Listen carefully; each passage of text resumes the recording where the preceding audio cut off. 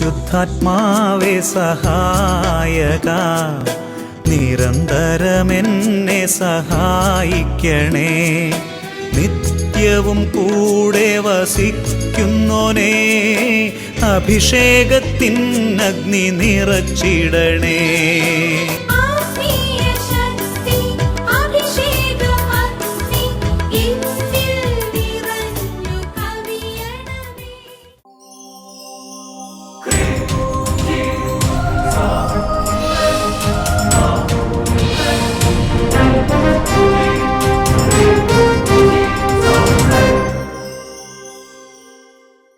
Praise the Lord. Praise the Lord. Hallelujah. Hallelujah. യേശുവേ നന്ദി, യേശുവേ നന്ദി, യേശുവേ ആരാധന. യേശുവേ ആരാധന.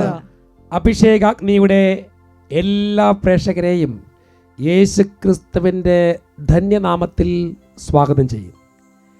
പ്രിയപ്പെട്ട സഹോദരങ്ങളെ, ഓരോ ഞായറാഴ്ചകളിലും ദൈവജനം ഈ ശുശ്രൂഷയിൽ പങ്കുചേരുന്നത് എത്രയോ അനുഗ്രഹങ്ങളാണ് പ്രാപിക്കുന്നത്. ഇതിനെല്ലാം കാരണം ഞങ്ങളുടെ പ്രിയപ്പെട്ട സേവർക്കാരൻ വട്ടായച്ചനാണ്. അച്ഛനെ പ്രത്യേകം ഓർക്കുകയാണ്. ഒപ്പം അഭിഷേകാഗ്നി ശുശ്രൂഷയിൽ ഇപ്പോൾ നമുക്ക് വചന ശുശ്രൂഷ തന്നുകൊണ്ടിരിക്കുന്ന ബിനോയ് കരിമരുന്നൽ അച്ഛനെയും സോജി ഓലിക്കൽ അച്ഛനെയും ഓർക്കുന്നു. അവരെല്ലാം കൂട്ടായ്മയിൽ നമുക്ക് ഈ ശുശ്രൂഷയിൽ പങ്കുചേരാം. പ്രിയപ്പെട്ട ദൈവമക്കളെ, നിങ്ങളുടെ പ്രാർത്ഥനകൾ നിയോഗങ്ങൾ സമർപ്പിക്കുന്നതോടൊപ്പം നമ്മുടെ സങ്കടങ്ങളും വേദനകളും ദുഃഖങ്ങളും സമർപ്പിച്ച് പ്രാർത്ഥിക്കണം. അതിന് ആ ദുഃഖങ്ങളെല്ലാം മാറാൻ ഈ ശുശ്രൂഷയിൽ നമ്മൾ ആദ്യമേ തന്നെ ദൈവത്തെ കുറേ സമയം സ്തുതിച്ച് പ്രാർത്ഥിക്കും. ആ സ്തുതിപ്പിൻ്റെ സമയത്ത് തന്നെ ദൈവത്തിൻ്റെ ശക്തി നമ്മളിലേക്ക് ഇറങ്ങി വരും. പരിശുദ്ധാത്മാവിൻ്റെ വലിയ സാന്നിധ്യം അപ്പോൾ നിറയും. അല്ലേ? നമ്മൾ അപ്പസ്തോല പ്രവർത്തനം 1-ാം അധ്യായത്തിൽ 14-ാമത്തെ തിരുലിഖിതം കാണുന്ന ഇങ്ങനെയാണ്: ഇവർ ഏക മനസ്സോടുകൂടെ പരിശുദ്ധ അമ്മയോടൊപ്പം പ്രാർത്ഥനയിൽ മുഴുകിയിരുന്നു. അപ്പോഴാണ് പരിശുദ്ധാത്മാവിൻ്റെ അഭിഷേകം വ്യാപരിച്ചത്. അപ്പോൾ ഈ അഭിഷേകാഗ്നി ശുശ്രൂഷയിൽ പങ്കുചേരുമ്പോൾ കുടുംബം മുഴുവൻ ഒരുമിച്ച് പ്രാർത്ഥനയിൽ മുഴുകിയിരുന്ന് തുറന്നു കേൾക്കുന്ന വചനങ്ങളൊക്കെ സ്വീകരിച്ച് ദൈവത്തെ കുറേ സമയം സ്തുതിച്ച് ആരാധിച്ച് പ്രാർത്ഥിക്കണം. അപ്പോൾ കർത്താവിൻ്റെ വലിയ ഒരു സ്നേഹം നമ്മളിലേക്ക് നിറയുകയും ആ സ്നേഹ അനുഭവത്തിൽ നമുക്ക് ജീവിക്കാൻ പറ്റും. നമുക്കൊന്ന് പ്രാർത്ഥിക്കാം. ഇപ്പോൾ ഈ വചനം കേൾക്കാനിരിക്കുന്നവർ അതെല്ലാവരും, കുടുംബത്തിലെല്ലാവരും എഴുന്നേറ്റ് നിൽക്കാൻ പറ്റുന്നവരെല്ലാം എഴുന്നേറ്റ് നിൽക്കുക. ഇനി രോഗികളായിട്ടാണോ നിങ്ങൾ കസാരയിൽ ഇരുന്ന് ഈ ശുശ്രൂഷയിൽ പങ്കുചേരണം. 2 കരങ്ങൾ ഉയർത്തിപ്പിടിക്കുക. ദൈവത്തിൻ്റെ വലിയ സ്നേഹം നമ്മളിലേക്ക് നിറയുന്ന സമയം സ്വരമുയർത്തി ഉച്ചത്തിൽ എല്ലാവരും സ്തുതിക്കട്ടെ. ഹല്ലേലൂയ, ഹല്ലേലൂയ, ഹല്ലേലൂയ, ഹല്ലേലൂയ. യേശുവേ ആരാധന, ആരാധന. ഉച്ചത്തിൽ വിളിച്ച് പ്രാർത്ഥിക്കട്ടെ. പരിശുദ്ധൻ ബലവാനേ നീ പരിശുദ്ധൻ, അമർത്യനേ നീ പരിശുദ്ധൻ, കൃപ തൂകണമേ കരമടിച്ച്. പാവനനേ നീ പരിശുദ്ധൻ, ബലവാനേ നീ പരിശുദ്ധൻ, അമർത്യനേ നീ പരിശുദ്ധൻ, കൃപ തൂകണമേ എന്നും. കരമുയർത്തിയടിച്ച്. പാവനനേ നീ പരിശുദ്ധൻ, ബലവാനേ നീ പരിശുദ്ധൻ, അമർത്യനേ നീ പരിശുദ്ധൻ, കൃപ തൂകണമേ എന്നും. കരങ്ങൾ താഴ്ത്തി കുടുംബത്തിൽ മാതാപിതാക്കളും മക്കളും ഒരേ കൂട്ടായ്മയിൽ പ്രാർത്ഥിക്കുകയാണ്. യുവതിയുവാക്കന്മാർ പ്രാർത്ഥിക്കട്ടെ, നവദമ്പതിമാർ പ്രാർത്ഥിക്കട്ടെ, രോഗികൾ പ്രാർത്ഥിക്കട്ടെ, വേദനിക്കുന്നവർ പ്രാർത്ഥിക്കട്ടെ. സങ്കടങ്ങളെല്ലാം ഈശോയ്ക്ക് കൊടുത്ത് പരിശുദ്ധനായ ദൈവത്തെ ആരാധിച്ച് പ്രാർത്ഥിക്കട്ടെ. മാറായില കൈപ്പുള്ള ജലം മാധുര്യമാക്കി മാറ്റിയവൻ, മാറായില കൈപ്പുള്ള ജലം മാധുര്യമാക്കി മാറ്റിയവൻ, അലറിവരും ഒരു ചെങ്കടലിൽ പാതയൊരുക്കിയ ദൈവം, അലറിവരും ഒരു ചെങ്കടലിൽ പാതയൊരുക്കിയ ദൈവം. പാവനനേ നീ പരിശുദ്ധൻ, ബലവാനേ നീ പരിശുദ്ധൻ, അമർത്യനേ നീ പരിശുദ്ധൻ, കൃപ തൂകണമേ എന്നും. പാവനനേ നീ പരിശുദ്ധൻ, ബലവാനേ നീ പരിശുദ്ധൻ, അമർത്യനേ നീ പരിശുദ്ധൻ കൃപ കൂകണമേ എന്നും കരങ്ങൾ വീശി ഹല്ലേലൂയ ഹല്ലേലൂയ ഹല്ലേലൂയ ഹല്ലേലൂയ ഹല്ലേലൂയ ഹല്ലേലൂയ ഹല്ലേലൂയ. രണ്ട് കരങ്ങൾ ഉയർത്തി ഉറക്കെ ശ്രദ്ധിക്കുന്നു. ഹല്ലേലൂയ ഹല്ലേലൂയ ഹല്ലേലൂയ ഹല്ലേലൂയ ഹല്ലേലൂയ. ഉറക്കെ ശ്രദ്ധിക്കട്ടെ. ശക്തിയോടെ ശ്രദ്ധിച്ച് പ്രാർത്ഥിക്കുക. ദൈവജനത്തിന് മേൽ കർത്താവിന്റെ സ്നേഹം നിറയുന്ന സമയം, എന്നോട് നിറയുന്ന സമയം, അഭിഷേകത്തിന്റെ സമയം, പരിശുദ്ധാത്മാവിനെ വിളിച്ച് എല്ലാവരും പ്രാർത്ഥിക്കട്ടെ. യേശുനാമത്തിന്റെ ശക്തി നിങ്ങളുടെ കുടുംബത്തിൽ വെളിപ്പെടട്ടെ. സ്വരമുയർത്തി ഉച്ചത്തിൽ വിളിക്കുന്നു, യേശുവേ.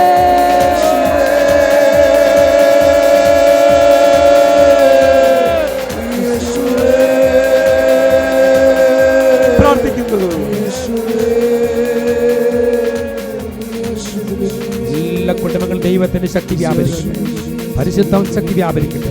യേശു നാമത്തിന്റെ ശക്തി നിങ്ങളുടെ കുടുംബങ്ങളിൽ നിറയട്ടെ. എല്ലാവരുടെയും കണ്ണുനീരൊപ്പുന്ന അത്ഭുത അഭിഷേകം ഇന്ന് ഈ രാത്രിയിൽ നിങ്ങളുടെ മേൽ വീശട്ടെ എന്ന് പ്രാർത്ഥിക്കുന്നു. ആമേൻ. ഹല്ലേലൂയ. ശാന്തമായി കസേരയിലേക്ക് ഇരിക്കാം. Praise the Lord. ഹല്ലേലൂയ. പ്രിയപ്പെട്ട സഹോദരങ്ങളെ, ദൈവസന്നിധിയിൽ നമ്മളെ തന്നെ സമർപ്പിച്ച് പ്രാർത്ഥിച്ച് നമ്മുടെ കുറവുകളും ബലഹീനതകളും ഏറ്റുപറയുമ്പോൾ കർത്താവ് നമ്മളെ അനുഗ്രഹിക്കും. നമുക്ക് കുറവുകളും ബലഹീനതകളും ഉണ്ട്. ചില ബലഹീനതകൾ നമ്മളെ തകർത്ത് കളയും. എന്നാൽ അത് മനസ്സിലാക്കി ദൈവത്തെ വിളിച്ച് പ്രാർത്ഥിച്ചാൽ ദൈവം ആ കുടുംബത്തിൽ അത്ഭുതം പ്രവർത്തിക്കും. ഇങ്ങനെ തകർന്ന ഒരു കുടുംബം ദൈവവചനം കേട്ട് കർത്താവിനെ ആരാധിച്ചപ്പോൾ ആ കുടുംബത്തിന് അല്ലെങ്കിൽ ആ വ്യക്തിക്ക് വന്ന ഒരു മാറ്റം, ഈശോ കൊടുത്ത ഒരു മാറ്റം, ഒരു ചേഞ്ച് എന്താണെന്ന് നമുക്കൊന്ന് ശ്രദ്ധിക്കാം. എൻ്റെ പേര് ജിൻസൺ. ഞാൻ ഇരിഞ്ഞാലക്കുട അടുത്ത് മാപ്രാണെന്നാണ്. ഇരിങ്ങാലക്കുട മാപ്രാണത്ത് വരുന്ന ജിൻസൺ സഹോദരനാണ് ഇപ്പോൾ നമ്മളോട് സംസാരിക്കുന്നത്. പറഞ്ഞോ. ഞാൻ എൻ്റെ 13-ാമത്തെ വയസ്സിൽ മദ്യപാനം, ബീഡി വലി തുടങ്ങി. ഒരു 18 വയസ്സ് ചീട്ടുകളി, ഹാൻസ് ഉപയോഗിക്കാത്ത ഒന്നുമില്ല. 13-ാമത്തെ വയസ്സിൽ മദ്യം, വീടി, 18 വയസ്സ് ഹാൻസ്, പാൻപരാഗം എല്ലാം ചീട്ടുകളിയും എല്ലാ സാധനവും ഉണ്ടായിരുന്നു. ചെയ്യാത്തൊന്നുമില്ല. എന്താ പറഞ്ഞേ? ചീട്ടുകളി. ആരും നിയന്ത്രിക്കാനുണ്ടായിരുന്നില്ല. തന്നെ ഇഷ്ടം പോലെ നടന്ന് ഞാനൊരു തോന്നിയാസമായിട്ടൊക്കെ ജീവിച്ചു അല്ലേ? ഞാനൊരു പാചകക്കാരനാണ്. ഇഷ്ടംപോലെ പൈസയുണ്ട്. പാചകത്തിന് പോയാൽ ധാരാളം മദ്യം ലഭിക്കും. പൈസക്കാൽ വരും. മദ്യമാണെന്ന് കൂടുതൽ കിട്ടുക. അപ്പോൾ അതുകൊണ്ട് നമ്മളതിനടിമയായി. ഒരു 2018 വരെ, 17 ആയപ്പോഴേക്കും അതിനടുത്ത് കല്യാണം കഴിഞ്ഞ് 2 കുട്ടികളുണ്ടായി.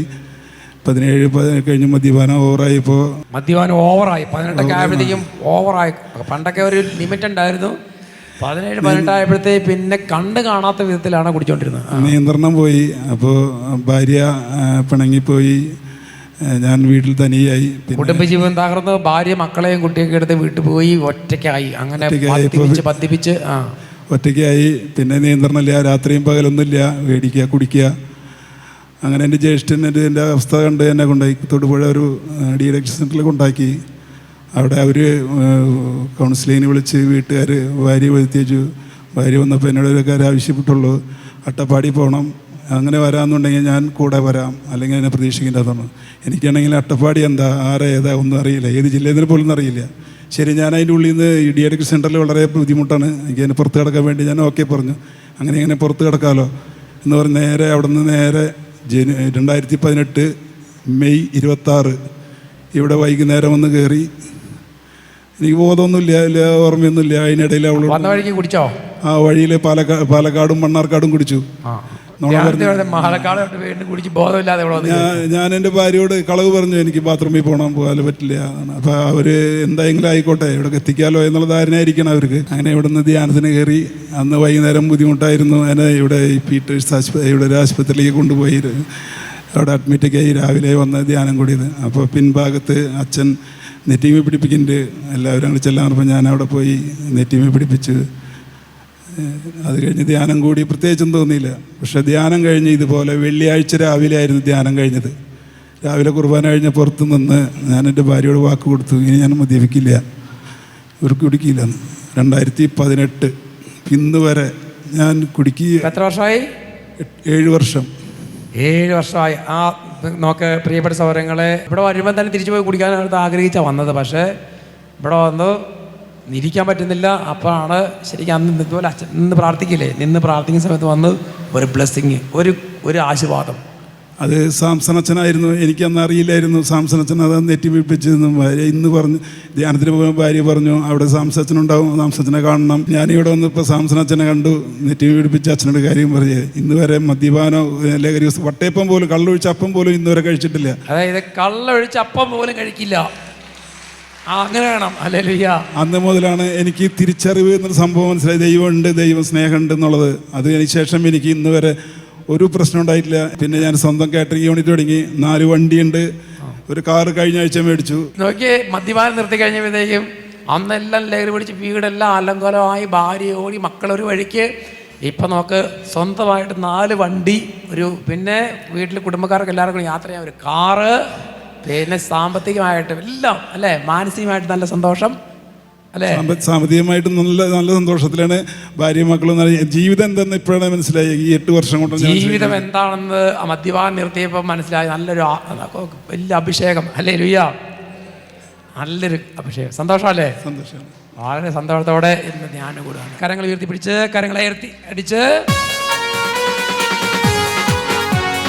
വിശ്വസിച്ച ദൈവത്തിന്റെ മഹത്വം കാണാം, പ്രാർത്ഥിക്കുമ്പോൾ ദൈവത്തിന്റെ പ്രവൃത്തി കാണാം, ആരാധിച്ച ദൈവത്തിന്റെ വീടുകൾ കാണാം, ആശ്രയിച്ച ദൈവത്തിന്റെ കരുണ കാണാം, ആശ്രയിച്ച ദൈവത്തിന്റെ കരുണ കാണാം. ഹല്ലേലൂയ. ഹല്ലേലൂയ. കണ്ടോ പ്രിയപ്പെട്ട സഹോദരങ്ങളെ, കർത്താവിനെ സ്വന്തമാക്കി കഴിഞ്ഞപ്പോൾ, ആ കർത്താവിനെ സ്വന്തമാക്കി അപ്പോഴാ ചെറുപ്പക്കാരൻ്റെ ജീവിതത്തിൽ ദൈവം ചെയ്ത അനുഗ്രഹങ്ങൾ എത്രമാത്രമാണ്. അനുഗ്രഹത്തിൻ്റെ ഒരു മഴ തന്നെ പെയ്തു എന്ന് പറയാം. പിന്നീട് ജീവിതം തന്നെ മാറി. കുടുംബത്തിൽ സമാധാനം, ഭാര്യ, മക്കള് ഇവരെല്ലാം കൂടെ ഒരുമിച്ച് സന്തോഷത്തോടെ ജീവിക്കാനും സാമ്പത്തികമായിട്ടും ആരോഗ്യപരമായിട്ടും എല്ലാം അനുഗ്രഹിച്ചു. അതുകൊണ്ട് പ്രിയപ്പെട്ട സഹോദരങ്ങളെ, ഈ ലോകത്തിലെ സുഖങ്ങളോ സൗകര്യങ്ങളോ അല്ല നമുക്ക് വേണ്ടത്, മറിച്ച് ക്രിസ്തുവിനെ സ്വന്തമാക്കി ജീവിക്കുക. ഹല്ലേലൂയ. അതുകൊണ്ട് ഇന്ന് നമ്മൾ ചിന്തിക്കുന്ന വിഷയം എങ്ങനെയാണ്? ക്രിസ്തുവിനെ പ്രതി ബാക്കിയെല്ലാം നഷ്ടമായി കരുതുക. ക്രിസ്തുവിനെ പ്രതി ബാക്കിയെല്ലാം നഷ്ടമായി കരുതുക. ഫിലിപ്പിയർക്കെഴുതിയ ലേഖനം 3-ാം അധ്യായം 7-8 തിരുലിഖിതങ്ങൾ. ഫിലിപ്പി ചാപ്റ്റർ 3 വേർഡ്സ് 7 and 8.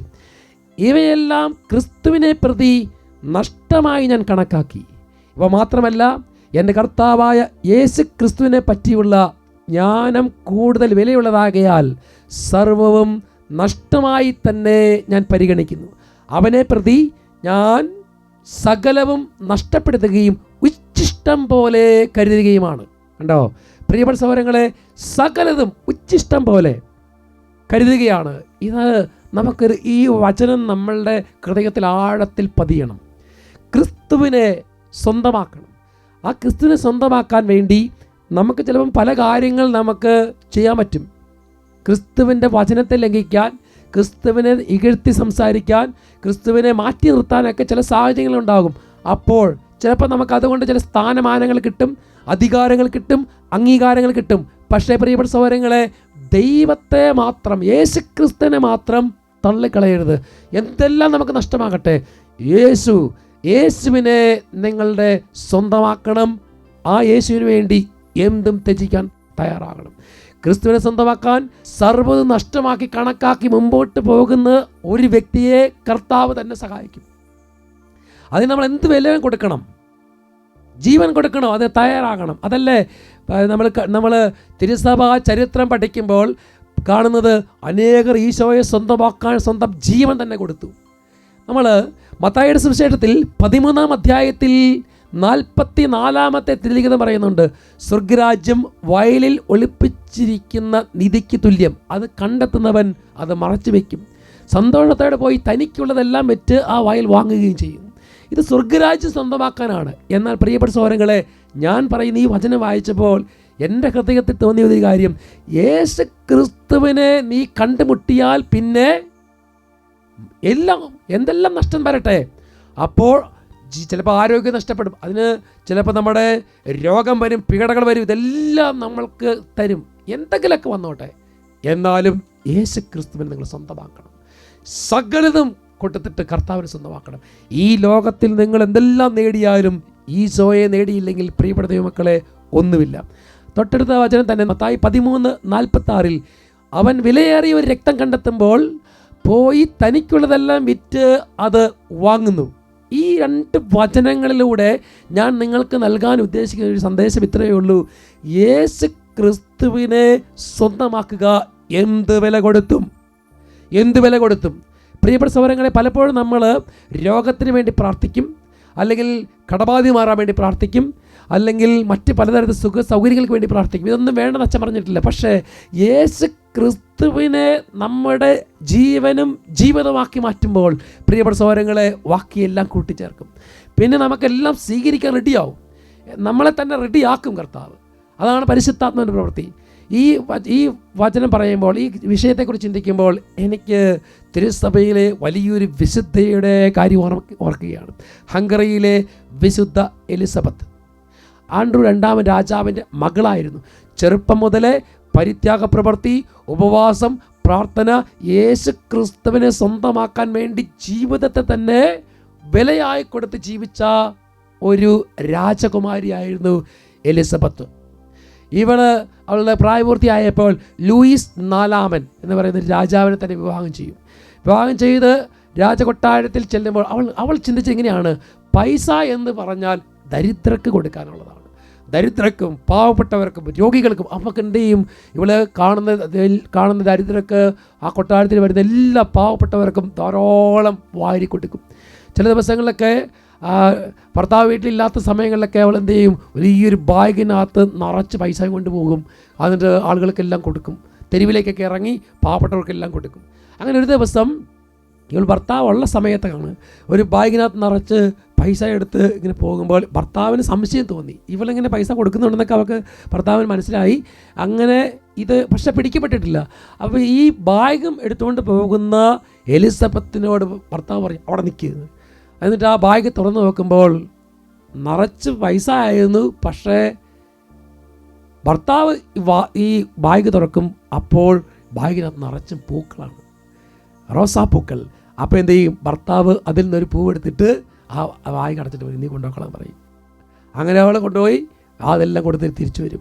അങ്ങനെ ഇങ്ങനെ ജീവിക്കുന്ന സമയത്ത് ഒരു ദിവസം ഭർത്താവിന് ഇറ്റലിക്ക് പോകേണ്ട ആവശ്യം വന്നു. അങ്ങനെ ഇറ്റലിക്ക് പോകുമ്പോൾ പ്രിയപ്പെട്ട സഹോദരങ്ങളെ, പിന്നെ ഭർത്താവ് അവിടെ വെച്ച് മരിച്ചു പോവുകയാണ്. ഭർത്താവ് മരിച്ചു കഴിയുമ്പോഴത്തേക്കും ഇവളുടെ ബന്ധുക്കൾ, അല്ലെങ്കിൽ രാജാവിൻ്റെ ബന്ധുക്കൾ, ഭർത്താവിൻ്റെ ബന്ധുക്കളെല്ലാം പറയാണ്, ഇവൾ ഈ രാജ്യത്തെ നശിപ്പിക്കും, പൈസ ദുർവിനിയോഗം ചെയ്യുന്നു, അതുകൊണ്ട് ഇനി കൊട്ടാരത്തിൽ വേണ്ട എന്ന് പറഞ്ഞ് അവളെ കൊട്ടാരത്തിൽ നിന്ന് പുറത്താക്കും. അപ്പം എലിസബത്തും കുട്ടികളും ഇങ്ങനെ ഒന്നുമില്ലാതെ തെരുവിലേക്ക് ഇറങ്ങും. അങ്ങനെ ഒരു കാലിത്തൊഴുത്ത് പോലെയുള്ള ഒരു സ്ഥലത്ത് പോയി കൊട്ടും തണുപ്പത്തി കുഞ്ഞുങ്ങളെ കൊണ്ട് ഇങ്ങനെ കിടക്കുകയാണ്. അപ്പോൾ ഇവളുടെ ജീവിതം അറിയാവുന്ന ഒരു ബിഷപ്പ് ഇവളുടെ ദയനീയ സ്ഥിതി കണ്ടിട്ട് പ്രത്യേക കേസൊക്കെ കൊടുത്ത് കുറച്ച് പൈസ ഒക്കെ അവളെ കിട്ടും. അങ്ങനെ അവൾ കുട്ടികളെയൊക്കെ വളർത്തും. അവസാനം എത്ര പൈസ കിട്ടിയാലും കിട്ടുന്നതെല്ലാം പാവങ്ങൾ കൊടുക്കും. അങ്ങനെ കുഞ്ഞുങ്ങളെല്ലാം വളർത്തിയ ഒരു സ്ഥിതിയിലേക്ക് എത്തിച്ചു. അവസാനം ഫ്രാൻസിസ്കൻ തേർഡ് ഓർഡറിൽ ചേർന്ന് പ്രാർത്ഥനയും പരിത്യാഗവും യേശുവാണ് എൻ്റെ ജീവിതത്തിലെല്ലാം. അങ്ങനെ ജീവിതത്തിൽ രാജകീയ പദവി, അങ്ങനെ രാജകുമാരിയുടെ പദവി, അല്ലെങ്കിൽ ആ രാജ്യമൊക്കെ അവർക്ക് ഭരിക്കാമായിരുന്നു. അതെല്ലാം ഉപേക്ഷിച്ച് യേശു ക്രിസ്തുവിനെ സ്വന്തമാക്കാൻ വേണ്ടി ഇറങ്ങി പുറപ്പെട്ട ഹംഗറിയിലെ വിശുദ്ധ എലിസബത്ത് നമുക്ക് മാതൃകയാകണം.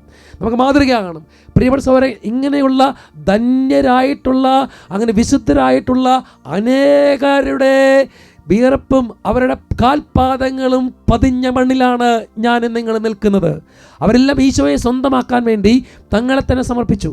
അതുകൊണ്ട് പ്രിയപ്പെട്ട സഹോദരങ്ങളെ, ഈ വചനം കേൾക്കുന്ന നിങ്ങൾ ദൈവസന്നിധിയിൽ പ്രാർത്ഥിക്കണം. എനിക്കും കർത്താവിനെ സ്വന്തമാക്കണം. യേശു ഇല്ലാത്ത ഒരു ജീവിതം എനിക്ക് വേണ്ട. പറഞ്ഞ ഹല്ലേലൂയാ, ഹല്ലേലൂയാ. കർത്താവിനെ സ്വന്തമാക്കി ഈ വചനം കേൾക്കുമ്പോൾ പ്രിയപ്പെട്ട സഹോദരങ്ങളെ, നിങ്ങൾക്ക് ഉള്ളിൽ ഒരു തീ ഉണ്ടാകണം. എനിക്ക് എൻ്റെ യേശു ക്രിസ്തുവിനെ സ്വന്തമാക്കണം. വിശുദ്ധ മാർക്കോസ് എഴുതിയ സുവിശേഷത്തിൽ 10-ാം അധ്യായം 29-ാമത്തെ ലിഖിതം, സെയിന്റ് മാർക്ക് ചാപ്റ്റർ 10 വേഴ്സ് 29, യേശു പ്രതിവചിച്ചു, സത്യമായി ഞാൻ നിങ്ങളോട് പറയുന്നു, എന്നെ പ്രതിയും സുവിശേഷത്തെ പ്രതിയും ഭവനത്തെയോ സഹോദരന്മാരെയോ സഹോദരിമാരെയോ മാതാവിനെയോ പിതാവിനെയോ മക്കളെയോ വയലുകളെയോ ത്യജിക്കുന്നവരാർക്കും ഇവിടെ വെച്ച് തന്നെ 100 ഇരട്ടി ലഭിക്കാതിരിക്കുകയില്ല. വീണ്ടും മത്തായിയുടെ സുവിശേഷം 5-ാം അധ്യായം 11-12 നിങ്ങൾ, എന്നെ പ്രതി മനുഷ്യർ നിങ്ങളെ അവഹേളിക്കുകയും പീഡിപ്പിക്കുകയും എല്ലാവിധ തിന്മകളും നിങ്ങൾക്കെതിരെ വ്യാജമായി പറയുകയും ചെയ്യുമ്പോൾ നിങ്ങൾ ഭാഗ്യവാന്മാർ, നിങ്ങൾ ആനന്ദിച്ചാഹ്ലാദിക്കുവിൻ, സ്വർഗത്തിൽ നിങ്ങളുടെ പ്രതിഫലം വലുതായിരിക്കും. നിങ്ങൾക്ക് മുമ്പുണ്ടായിരുന്ന പ്രവാചകന്മാരെയും അവർ ഇപ്രകാരം പീഡിപ്പിച്ചിട്ടുണ്ട്. ഹല്ലേലൂയ. സഹോദരങ്ങളെ, കർത്താവിനെ പ്രതി സഹിച്ച് വേദനിച്ച അനേകം മക്കളുണ്ട്. അവരൊക്കെ ഒരിക്കലും ദൈവത്തെ തള്ളി പറഞ്ഞിട്ടില്ല. യേശുക്രിസ്തുവിന് എൻ്റെ ജീവിതത്തിൽ മുഖ്യസ്ഥാനം, അവൻ ഇഷ്ടമില്ലാത്ത, ഈശോയ്ക്ക് ഇഷ്ടമില്ലാത്ത ഒരു പ്രവൃത്തി ഞാൻ ചെയ്യുകയില്ല. അധികാരങ്ങളാകട്ടെ, സ്ഥാനമാനങ്ങളാകട്ടെ, അല്ലെങ്കിൽ പണമാകട്ടെ, പദവിയാകട്ടെ, പുല്ല് പോലെ വലിച്ചെറിഞ്ഞിറങ്ങി വന്ന അനേകർ ഇന്ന് ലോകത്തിലുണ്ട്. പ്രിയപ്പെട്ട സഹോദരങ്ങളെ, ഇതെല്ലാം യേശുക്രിസ്തുവിൻ്റെ സ്നേഹമാണ് ഇവരെ കൊണ്ട് ഇത് ചെയ്യിപ്പിക്കുന്നത്. പ്രിയപ്പെട്ട സഹോദരങ്ങളെ, നമ്മൾ പലപ്പോഴും യേശുക്രിസ്തുവിനേക്കാൾ ഉപരിയായി ഈ ലോകത്തിൽ പലതിനെയും സ്നേഹിക്കുമ്പോൾ നമുക്ക് ഇതൊന്നും വലിച്ചെറിയാൻ പറ്റുകയില്ല. നമുക്കെന്ത് ചെയ്യും? നമ്മൾ നിരാശപ്പെടും. പണം നഷ്ടപ്പെടുമ്പോൾ, ജോലി നഷ്ടപ്പെടുമ്പോൾ, അല്ലെങ്കിൽ മറ്റേതെങ്കിലും കാര്യങ്ങൾ നമുക്കുണ്ടാകുമ്പോൾ നമ്മുടെ കൂടെ യേശു ഇല്ലാത്തത് കൊണ്ട് നമ്മൾ നിരാശപ്പെടും. പ്രിയപ്പെട്ട മറ്റ് യേശുക്രിസ്തുവിന് വേണ്ടി ഇതെല്ലാം വലിച്ചെറിയാൻ തയ്യാറാകുമ്പോൾ പ്രിയപ്പെട്ട സഹോദരങ്ങളെ, കർത്താവ് തന്നെ നമ്മൾ ചേർത്ത് പിടിക്കും. ലോകം നമ്മൾ അംഗീകരിക്കും. ഒരു കാലഘട്ടത്തിൽ ചിലപ്പോൾ നമ്മളോട് പറയും, ഓ അവൻ കർത്താവിനെ പ്രതി ജീവിച്ചിട്ട് അവൻ എന്ത് കിട്ടി എന്നൊക്കെ പറഞ്ഞ് ചിലപ്പോൾ ലോകം പരിഹസിക്കും. ആ പരിഹസിച്ച ലോകം തന്നെ നമ്മളെ പ്രോത്സാഹിപ്പിക്കാൻ തുടങ്ങും, നമ്മൾ അംഗീകരിക്കാൻ തുടങ്ങും, നമുക്ക് അവർ വില തരും. ഈ കാലഘട്ടത്തിൽ സംഭവിച്ച ഒരു വലിയൊരു കാര്യമുണ്ട്. എന്ന് വെച്ചാൽ ഈ കാലഘട്ടത്തിൽ ആരും ചെയ്യാത്ത ഒരു കാര്യം, അതും പ്രത്യേകിച്ച് നമ്മുടെ നാട്ടിലേക്കാണ് പിന്നെ ഓർക്കാം ഇതെങ്ങനെയൊക്കെ ചെയ്യും.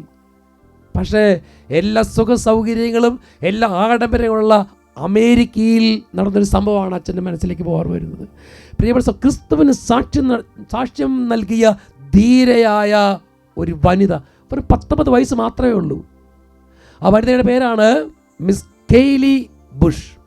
2024 ഓഗസ്റ്റിൽ മിസ് നോർത്ത് ഫ്ലോറിഡ എന്ന പദവി ഈ പെൺകുട്ടിക്ക് കിട്ടി. എന്നാൽ സുന്ദരികളിൽ സുന്ദരി, നല്ല അറിവ്, ജ്ഞാനം, 19ാമത്തെ വയസ്സിലാണ്. അങ്ങനെ മത്സരത്തിൽ പങ്കെടുത്തു. അടുത്തത് കിട്ടേണ്ടത് മിസ് ഫ്ലോറിഡ പദവിയാണ്. അതിനുള്ള മത്സരത്തിന് ഏറ്റവും യോഗ്യതയുള്ള പെൺകുട്ടി. അങ്ങനെ മത്സരത്തിന് തയ്യാറായി. മത്സരം അടുത്ത് വരുന്ന സമയത്ത് ഇവളെ ആ മത്സരം നടത്തിപ്പുകാർ വിളിച്ചിട്ട് പറഞ്ഞു, നീ ഒരു പ്രത്യേക അധികാര പത്രത്തിൽ ഒപ്പിടണം. അവൾ ചോദിച്ചു, എന്ത് അധികാരപത്രം? അപ്പോൾ അവർ പറഞ്ഞു, ഇവിടെ മത്സരാർത്ഥികളുണ്ട്, ധാരാളം പേര് മത്സരിക്കാൻ ഉണ്ട്, നീ ഇതിന് ഫസ്റ്റ് ചാൻസ്, നിനക്ക് ഈ സമ്മാനം കിട്ടും എന്നുള്ള കാര്യത്തിൽ ഉറപ്പ്. അത്രയേറെ സൗന്ദര്യമുള്ള ഈ പെൺകുട്ടി. അവൾ പറഞ്ഞു, എന്താ എഴുതേണ്ടത്? അപ്പോൾ അവൾ പറഞ്ഞു, അപ്പോൾ ആ അധികാരികൾ പറഞ്ഞെങ്ങനെയാണ്, മെയിൽ ആൻഡ് ഫീമെയിൽ, പുരുഷനും സ്ത്രീയും അവർ ഉണ്ട്. അതുപോലെ തന്നെ പുരുഷന്മാരായി ജനിച്ചവർ, അവർ ഓപ്പറേഷനിലൂടെ അല്ലെങ്കിൽ ആശുപത്രിയിൽ പ്രത്യേക ശസ്ത്രക്രിയയിലൂടെ തങ്ങളുടെ ലിംഗമാറ്റം നടത്തി സ്ത്രീ ആയിട്ട് മാറിയ ആളുകൾ ഈ മത്സരത്തിൽ പങ്കെടുക്കും. അതിന് നിനക്ക് തടസ്സങ്ങളൊന്നുമില്ല, ഞാനത് അംഗീകരിക്കുന്നു, എനിക്കതിന് യാതൊരു അല്ലെങ്കിൽ എതിർപ്പും ഇല്ല എന്ന് പറഞ്ഞിട്ടുള്ള അധികാരപത്രത്തിൽ നീ ഒപ്പുവെക്കണം. എങ്കിൽ മാത്രമേ ഈ മത്സരത്തിൽ നിനക്ക് പങ്കെടുക്കാൻ പറ്റുള്ളൂ. പ്രിയപ്പെട്ട സഹോദരങ്ങളെ, അപ്പോൾ മിസ് കെയ്ലി ബുഷ് എന്താ പറഞ്ഞതെന്നറിയാവോ? ഇത് ദൈവവചനമനുസരിച്ച്, യേശു ക്രിസ്തുവിൻ്റെ പഠിപ്പിക്കൽ അനുസരിച്ച്, ദൈവവചനം അനുസരിച്ച്, ക്രിസ്തീയ ചിന്തയനുസരിച്ച് ഇത് ചെയ്യാൻ പാടില്ല. 2 ജെൻഡറുകളേ ഉള്ളൂ, മെയിൽ ആൻഡ് ഫീമെയിൽ. അതുകൊണ്ട് ഞാൻ ഇതിൽ ഒപ്പിടില്ല. അപ്പോൾ അവർ പറഞ്ഞു, നീ ഇതിൽ ഒപ്പിടുന്നില്ലെങ്കിൽ നിനക്കിപ്പോൾ കിട്ടിയിരിക്കുന്ന മിസ് നോർത്ത് ഫ്ലോറിഡ എന്ന കിരീടം തിരിച്ചു തരണം. അവൾ പറഞ്ഞു, ഇത് അംഗീകരിച്ചിട്ടാണെങ്കിൽ എനിക്കിത് വേണ്ട എന്ന് പറഞ്ഞ കിരീടം ഊരി വെച്ചു. പ്രിയപ്പെട്ട സഹോദരങ്ങളെ, വെറും 19 വയസ്സ് മാത്രം പ്രായമുള്ള പെൺകുട്ടി, അമേരിക്കയിൽ ഇനിയും എത്രയോ സ്ഥാനങ്ങളിൽ ഉന്നതിയിൽ എത്തിച്ചേരാനുള്ള ആ പെൺകുട്ടി പുല്ല് പോലെ തൻ്റെ കിരീടം വലിച്ചിരുന്നു.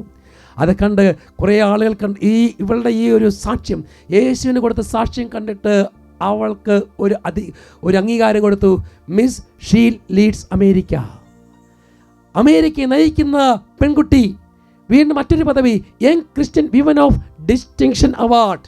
ഇങ്ങനെ പ്രിയപ്പെട്ട സഹോദരങ്ങളെ, ധാരാളം കൃപ. നമുക്ക് ദൈവത്തിന് വേണ്ടി, കർത്താവിൻ്റെ വചനത്തിന് വേണ്ടി അധികാരങ്ങളും അംഗീകാരങ്ങളും പുല്ല് പോലെ വലിച്ചെറിഞ്ഞ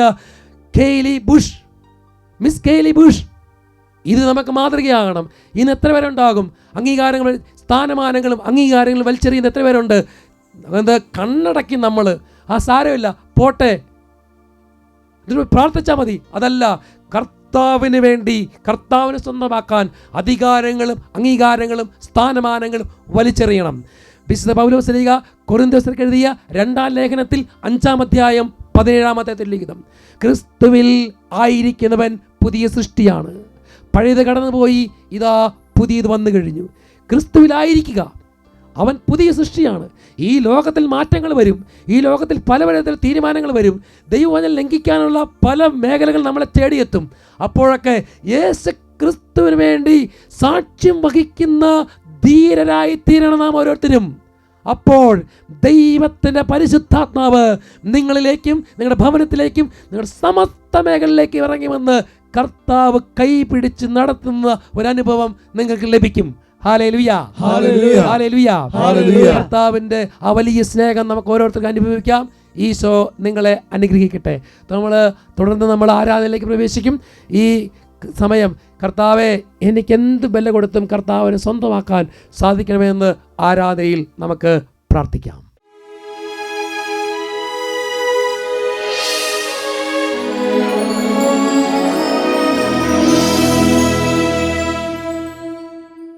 ഈശോയിൽ പ്രിയപ്പെട്ട ദൈവമക്കളെ,